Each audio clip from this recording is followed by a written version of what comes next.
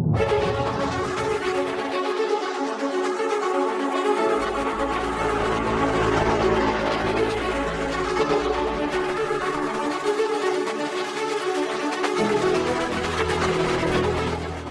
Friends, welcome to FreshersNow Telugu YouTube channel. ఈ రోజు మనము సిట్టింగ్ అరేంజ్మెంట్ బేసిక్ లెవెల్ అనేది డిస్కస్ చేసుకోబోతున్నాం ఫ్రెండ్స్.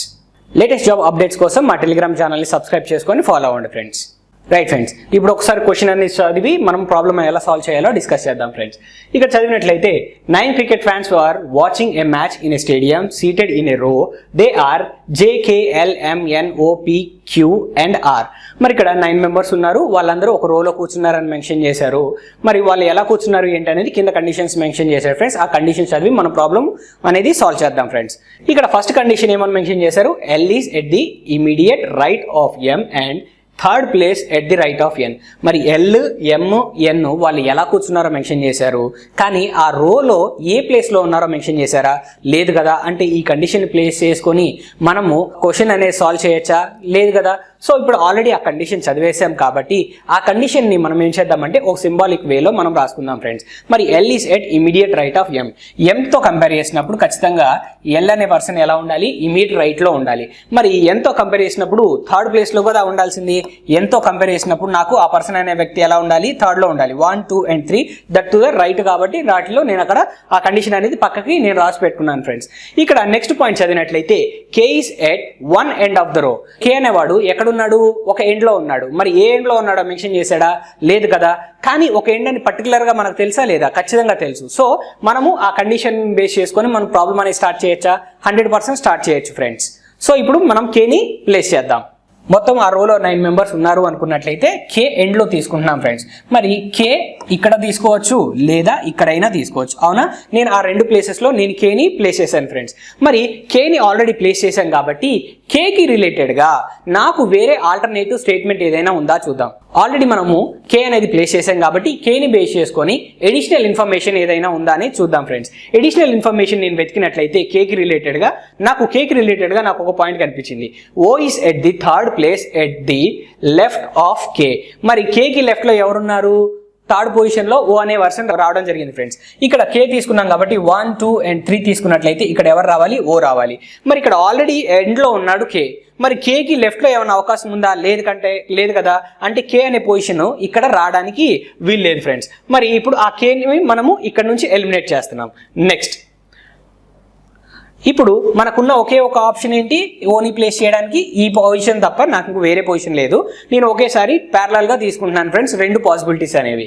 నెక్స్ట్ ఆ తర్వాత వెరిఫై చేసినట్లయితే నాకు ఓకి రిలేటెడ్ గా నాకు ఎడిషనల్ డేటా ఏదైనా ఉందా? మరి ఎందుకు వెతుకుతున్నాను? కేని ఓని ఆల్రెడీ ప్లేస్ చేసాం, కేకి రిలేటెడ్ గా డేటా అంతా రాసేసాం కాబట్టి ఇప్పుడు ఓకి రిలేటెడ్ గా డేటా ఏదైనా ఉందా అని చూస్తున్నాను. మరి ఓకి రిలేటెడ్ గా డేటా చూసినప్పుడు మరి J is seated immediate left of O. మరి జే అనే పర్సన్ ఎక్కడున్నారు? ఇమీడియట్ లెఫ్ట్ లో ఉన్నారు. ఎవరికి? ఓకి. మరి జే ఇక్కడ ప్లేస్ చేశాను ఫ్రెండ్స్. అవునా? జేకి ఇక్కడ ప్లేస్ చేశాను. ఇంకా అడిషనల్ గా ఇంకేమన్నా ఉందా? ఓకి సంబంధించి కానీ జేకి సంబంధించి కానీ. మరి ఓకి జేకి సంబంధించి నాకు అడిషనల్ డేటా వెతికినట్లయితే మరి నాకు ఇక్కడ రావడం జరిగింది friends. Q is seated adjacent to both O and P. మరి O and P కి ఎవరు adjacent గా ఉన్నారు? నాకు ఖచ్చితంగా నాకు Q అనే పర్సన్ అడ్జసెంట్ గా ఉన్నారు. అయితే నేను క్యూని ఈ ప్లేస్ లో తప్ప నాకు వేరే పాసిబిలిటీ ఏదైనా ఉందా? క్యూ అనేవాడు ఓకి పీకి అడ్జసెంట్ గా ఉండాలి అంటే నాకు అక్కడ ఆ పాసిబిలిటీ తప్ప ఇంకా నాకు వేరే పాసిబిలిటీ ఏది లేదు కదా. సో నేను ఆ పాసిబిలిటీని ఆల్రెడీ తీసేసుకున్నాను ఫ్రెండ్స్. ఇప్పుడు ఆ తర్వాత ఫర్దర్ గా మనము ప్లేస్ చేద్దాం. ఫర్దర్ గా ప్లేస్ చేయడానికి నాకు ఫస్ట్ స్టేట్మెంట్ అనేది ఆల్రెడీ ఇక్కడ సింబాలిక్ గా మెన్షన్ చేశాను కాబట్టి ఈ కండిషన్ అనేది అక్కడ రీప్లేస్ చేస్తున్నాను. రీప్లేస్ చేస్తే ఎన్ స్పేస్ ఎం అండ్ ఎల్ గా తీసుకున్నాను. నా కండిషన్ అనేది సరిపోయిందా? సరిపోయింది. ఇంకా మిగిలిన ఒకే ఒక ప్లేస్ ఉంది, ఒకే ఒక పర్సన్ ఉన్నారు. ఆ ఒక్క పర్సన్ ఎవరు? ఆర్. మరి ఆర్ ని కూడా నేను ఇక్కడ ప్లేస్ చేశాను ఫ్రెండ్స్. నాకు ఆ రో మొత్తం అరేంజ్ చేయడం జరిగిపోయింది. ఈచ్ అండ్ ఎవ్రీ కండిషన్ నాకు సాటిస్ఫై అయ్యేలాగా నేను అరేంజ్మెంట్ అనేది తీసుకున్నాను ఫ్రెండ్స్. ఇప్పుడు ప్రాబ్లం అనేది 1 by 1 సాల్వ్ చేద్దాం friends. Right friends, first question చదువుదాం. Who is sitting at the centre of the row. మరి ఆ రో మొత్తంలో సెంటర్ లో ఎవరు కూర్చున్నారు ఫ్రెండ్స్? నాకు ఇక్కడ అంటే 1, 2, 3, 4 and 5 ఫిఫ్త్ పొజిషన్ లో ఎవరున్నారు? జే ఉన్నారు. అవునా?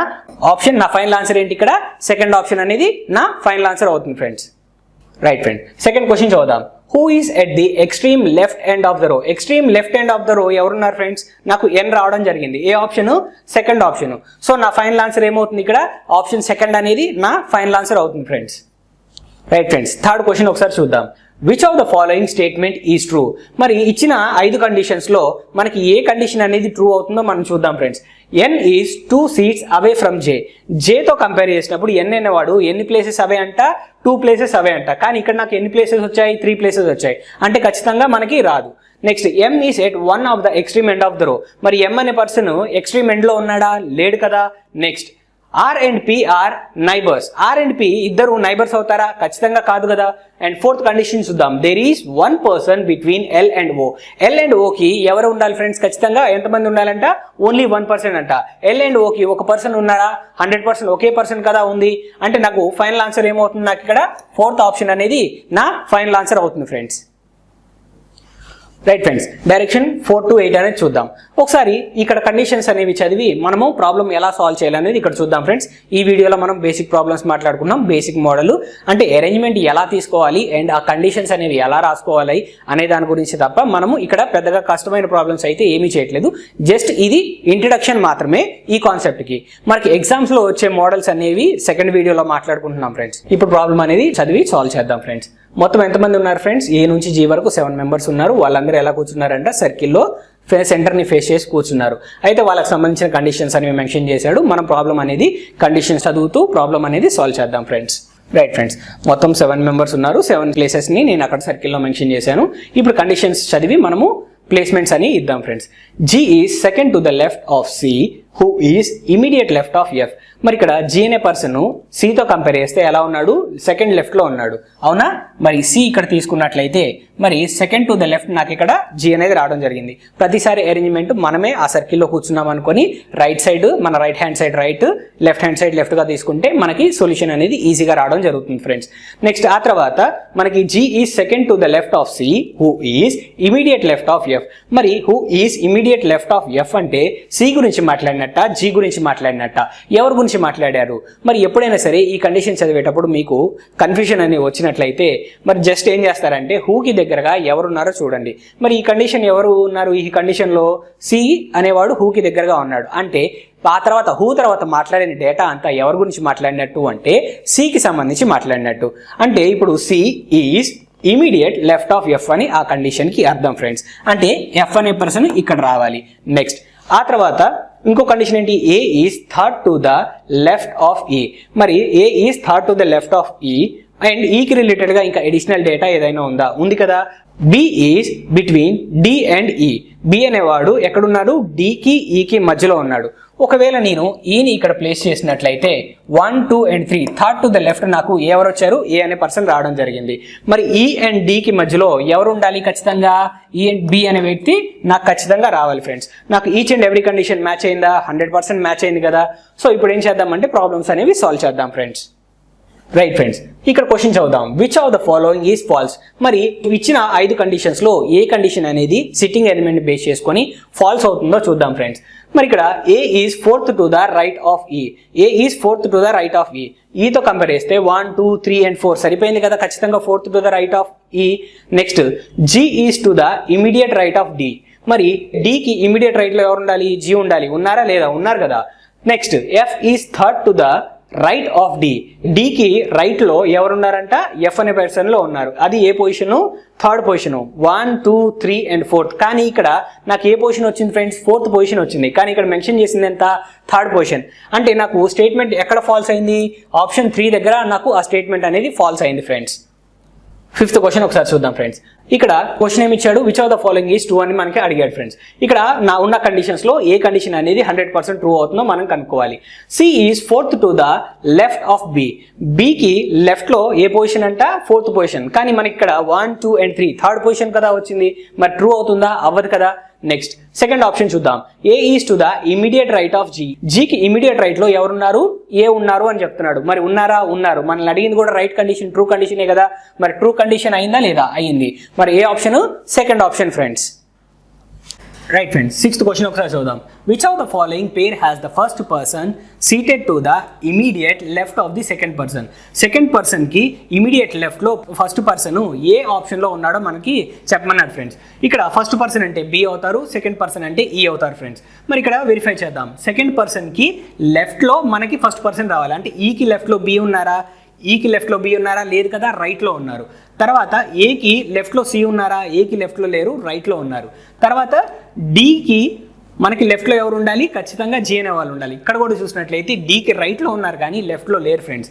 మరి ఆ తర్వాత చూద్దాం. ఇప్పుడు జీకి లెఫ్ట్లో ఎవరు ఉండాలి, డి ఉండాలి. మరి జీకి లెఫ్ట్లో డి ఉన్నారా, 100% ఉన్నారు కదా. అంటే నాకు ఫైనల్ ఆన్సర్ ఏ ఆప్షన్ ప్రకారం వచ్చింది, 4th ఆప్షన్ ప్రకారము నాకు ఇక్కడ ఆ కండిషన్ అనేది నాకు ట్రూ అయింది. కాబట్టి నా ఫైనల్ ఆన్సర్ ఏమవుతుంది ఫ్రెండ్స్, ఆప్షన్ 4 అనేది నా ఫైనల్ ఆన్సర్ అవుతుంది. రైట్ ఫ్రెండ్స్, 7th క్వశ్చన్ ఒకసారి చూద్దాం.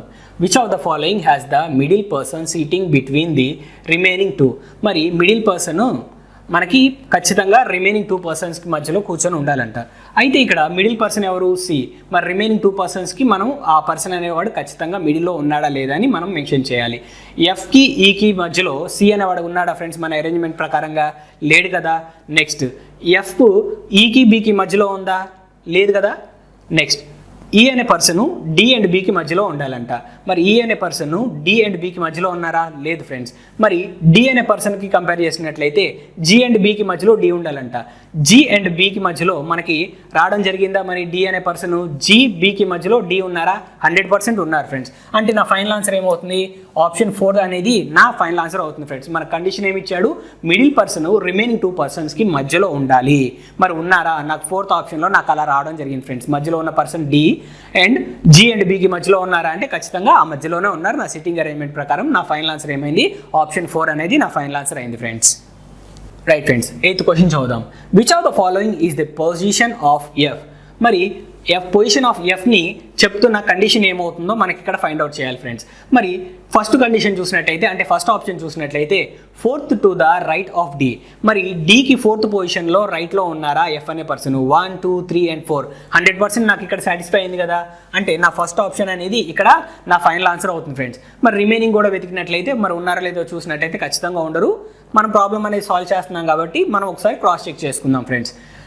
నెక్స్ట్ సెకండ్ కండిషన్ చూసినట్లయితే to the immediate left of C. Immediate లెఫ్ట్లో ఉన్నారా, లేదు కదా, రైట్లో ఉన్నారు.